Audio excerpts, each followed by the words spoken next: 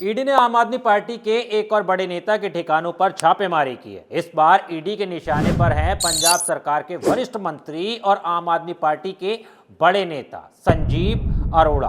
हाल ही में ईडी ने आपके राज्यसभा सांसद और एलपीयू के चांसलर अशोक मित्तल के ठिकानों पर भी रेड की थी। जाहिर है कि इसे लेकर आम आदमी पार्टी ने बीजेपी पर तीखा हमला बोल दिया है।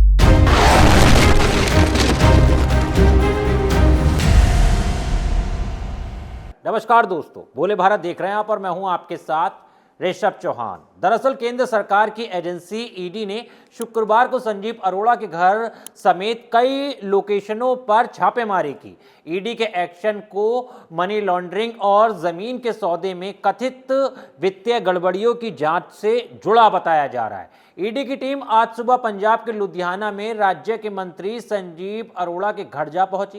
केंद्रीय सुरक्षा बलों के साथ पहुंची ईडी की टीम ने मंत्री अरोड़ा के घर को पूरी तरह घेर कर वहां पर किसी के आने जाने पर भी रोक लगा दी। इसके अलावा उनसे जुड़ी कुछ और जगहों पर भी छापेमारी की गई है। कहा गया है कि यह कार्रवाई मनी लॉन्ड्रिंग से जुड़े हुए एक पुराने मामले और जमीन सौदे में कथित अनियमितताओं के शक के आधार पर की जा रही है। इससे 2 दिन पहले ईडी ने आपके राज्यसभा सांसद और लवली प्रोफेशनल यूनिवर्सिटी यानी एलपीयू के चांसलर अशोक मित्तल के ठिकानों पर भी रेड करके बहुत सारे फाइनेंशियल रिकॉर्ड और दस्तावेज कब्जे में लिए थे। उसे मनी लॉन्ड्रिंग और फाइनेंशियल अनियमितता से जुड़ी जांच का हिस्सा बताया गया था। ईडी के इस एक्शन पर पंजाब के मुख्यमंत्री भगवंत मान ने तीखी प्रतिक्रिया जाहिर की है। सीएम मान ने कहा है कि पिछले दिनों हमारे पंजाब से राज्यसभा सांसद अशोक मित्तल के घर पर ईडी की रेड हुई थी और आज संजीव अरोड़ा के घर पर इस समय पर ईडी की रेड चल रही है। उन्होंने बीजेपी पर आरोप भी लगाए और कहा कि मंत्री संजीव अरोड़ा के खिलाफ ईडी को लगातार बीजेपी ने साल 2027 के विधानसभा चुनाव की तैयारी शुरू की है। सुनिए उन्होंने क्या कहा। आज संजीव अरोड़ा जी के घर पे इस समय ईडी की रेड चल रही है।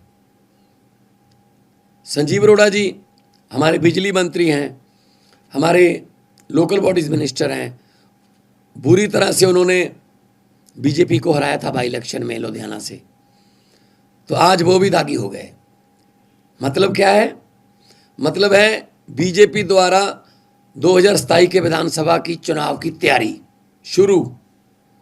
ईडी भेजो, इनकम टैक्स भेजो, नोटिस भेजो, डराओ, क्योंकि इनको तो 117 बंदे नहीं मिल रहे। इलेक्शन लड़ने के लिए 117 बंदे नहीं मिल रहे बीजेपी को। आप नेता अनुराग ढांडा ने इस मामले में प्रतिक्रिया देते हुए बीजेपी के साथ कांग्रेस को भी लपेट लिया। उन्होंने कहा कि बीजेपी या कांग्रेस के किसी भी नेता के आवास पर रेड हो तो उनके घर से नोटों की गाड़ियां बरामद होंगी, लेकिन किसी बीजेपी नेता के आवास पर रेड नहीं होती। सुनिए आप नेता अनुराग ढांडा और क्या आरोप लगा रहे हैं। पश्चिम बंगाल में चुनाव था तो ममता बनर्जी के नेताओं के ऊपर ईडी की रेड होनी शुरू हो गई। पंजाब में चुनाव है तो आम आदमी पार्टी के नेताओं के ऊपर रेड होनी शुरू हो गई। बीजेपी के नेताओं के ऊपर रेड क्यों नहीं होती? बीजेपी के किसी व्यक्ति के यहाँ पे ईडी सीबीआई क्यों नहीं जाते, उनके ऊपर केस क्यों नहीं करते? इससे साफ पता चलता है कि ईडी और सीबीआई के स्वतंत्र होने का तो सिर्फ दिखावा है।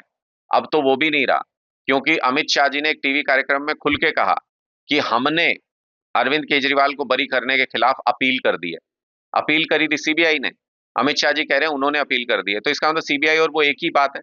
अमित शाह जी चला रहे हैं सीबीआई, तो अब इन्होंने लोकतंत्र का दिखावा करना भी छोड़ दिया है। अब ये खुलेआम तानाशाही पे उतारू हैं, लोग इनको जवाब देंगे। आप नेता भले ही कांग्रेस को लपेटने की कोशिश कर रहे हैं, लेकिन सच यह है कि ईडी की कार्रवाई के लपेटे में कांग्रेस के बड़े नेता भी आ रहे हैं। बहरहाल ईडी की कार्रवाई को राजनीति का हिस्सा बताया जाना ये कोई बात नई नहीं है। विपक्ष लंबे अरसे से आरोप लगाता रहा है कि केंद्र सरकार राजनीतिक विरोधियों को दबाने के लिए अपनी एजेंसियों का इस्तेमाल करती है। शुक्रवार को ही पश्चिम बंगाल की रास बिहारी विधानसभा सीट से टीएमसी के उम्मीदवार देवाशीष कुमार के घर पर भी फाइनेंशियल फ्रॉड से जुड़े एक मामले में इनकम टैक्स विभाग की रेड की खबरें आई हैं। ऐसी खबरें हमेशा से ही सियासी टकराव की खबरें बनती रही हैं।